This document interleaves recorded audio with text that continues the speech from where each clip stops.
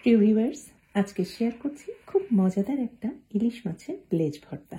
নতুন স্বাদে, নতুন ঢঙে, নতুন বছরের আমার উপহার আপনাদের জন্য।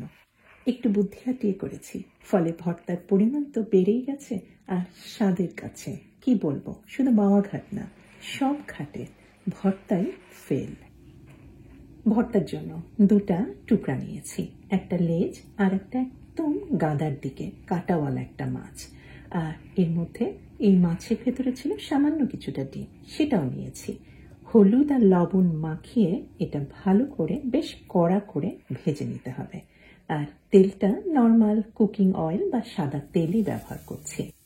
মাছটা ভাজার সাথেই আরও ভাজতে হবে দুটা উপকরণ। একটা বেগুনের স্লাইস নিয়েছি, জাস্ট হলুদ আর কিছুটা লবণ মাখিয়ে নিয়েছি। আর নিয়েছি একটা মাঝারি সাইজের টমেটো, অর্ধেকটা।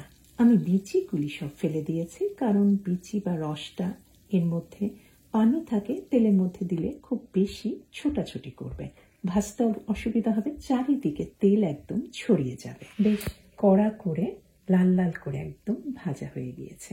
আমি সব তুলে নিয়েছি। আর এই যে পোড়া তেলই বলবো, মশলার জন্য কিন্তু এই তেলটা বেশ কালো হয়ে গিয়েছে। এই তেলেই কিন্তু আমি পেঁয়াজ, রসুন, কাঁচামরিচ আবার ভেজে নেব। তবে আমি এই তেলটা কিন্তু এখনই ব্যবহার করছি না, এই তেলটা আমি কিন্তু ব্যবহার করার আগে ছেঁকে নিচ্ছি। এই কাজটা অবশ্যই করবেন। দেখছেন কতটা পোড়া মশলা, একেবারে কালো হয়ে গিয়েছিল। এর মধ্যেই যদি আমি পেঁয়াজ, রসুন আবার ভাজি, সেক্ষেত্রে কিন্তু সেগুলি অস্বাস্থ্যকর তো হবেই, আরও যেটা হবে সেটা হচ্ছে দেখতেও কিন্তু ভর্তাটা ভালো হবে না, স্বাদেও কিন্তু তিতা ভাব আসতে পারে। খুব ভালো করে তেলটা আরও আমি কাগজ দিয়েও ছেঁকে নিলাম। এখন এই তেলটা অনেক স্বাস্থ্যকর হয়ে গিয়েছে। আর এর মধ্যেই আমি এখন দিয়েছি 4-5টার মতো শুকনা লাল মরিচ। এটা অবশ্যই দিবেন, আর এটা একদম পোড়া পোড়া করে ভেজে নেবেন, ফলে ভর্তার মধ্যে একটা পোড়া গন্ধ আসবে। আর তুলে নিয়ে দিয়েছি মুঠোখানেক পরিমাণ রসুন কুচি, পেঁয়াজ কুচি আর 3টার মতো লাল রঙের কাঁচামরিচ। আমি আবার সবকিছুই একটু স্বাস্থ্যসম্মত করতে ভালোবাসি। আমি কাঁচামরিচের বিচি কিন্তু ফেলে দিয়েছি। পেঁয়াজ রসুন বেশ লাল লাল করে ভেজে নিয়েছি। ইলিশ মাছের তেলে, যে তেলে ভাজা হয়েছিল ইলিশ মাছ, সেই তেলে ভাজছি বলে কিন্তু এখানেও একটা ইলিশ মাছের একটা হালকা সুগন্ধ আছে। মচমচে করে ভেজে নেওয়া ইলিশ মাছ এখন কাঁটা ছাড়াতে হবে, একটু সময় নিয়ে করবেন। আর আমি এরকম একটা গ্লাসে পেছন দিকে একটু জাস্ট, এটাকে যদি আপনি ইয়ে করেন, এটা মাওয়া ঘাটে করা হয়, জাস্ট একটু পিষে নিলে দেখবেন যে কাঁটাগুলি সব বার হয়ে গিয়েছে, তখন কাঁটা বাছতে কিন্তু সহজ হয়।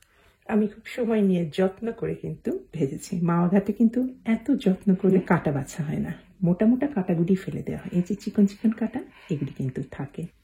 এই চিকন কাঁটাগুলি কিন্তু গলায় সহজে আটকায় না। আর এখন ভর্তা তৈরি করব। সমস্ত তৈরি। আমি শুকনো মরিচের বিচিটা ফেলে দিয়েছি। ভর্তা তৈরি করা এটাই বোধহয় সবচাইতে মজার ব্যাপার। সমস্ত কিছু এখন চটকিয়ে নিতে হবে খুব ভালো করে, একেবারে হাত দিয়ে মাছ, এই পেঁয়াজ, রসুন আর এই সমস্ত কিছু, যেটা বেগুন আর টমেটো, চটকিয়ে নেবেন। বেগুন আর টমেটো দেওয়ার ফলে ভর্তার পরিমাণটা বেড়ে যাবে, আর একটু স্বাদেও কিন্তু পরিবর্তন আসবে, কিন্তু আপনি ঠিক বুঝতেই পারবেন না এটার মধ্যে বেগুন বা টমেটো দেওয়া হয়েছে। আর ধনেপাতা কুচি তো দিতেই হবে। আর একটা জিনিস দিতে হবে, লবণ, সেটা সবসময় দিই। আর সর্ষের তেল, কাঁচা সর্ষের তেল দিয়ে দিয়েছি। ভর্তায় কাঁচা সর্ষের তেলের গন্ধে মৌ মৌ করছে। এই ভর্তার স্বাদের কাছে মাওয়া ঘাট না, সব ঘাটের ভর্তা ফেল। আসলেই কিন্তু তাই। নতুন বছরে প্রথম দিনই তৈরি করে ফেলুন সমস্ত ভর্তার মধ্যে এই ভর্তা। এটাই হবে সেরা সেরা ভর্তা। সবাই ভালো থাকবেন। আল্লাহ হাফিজ।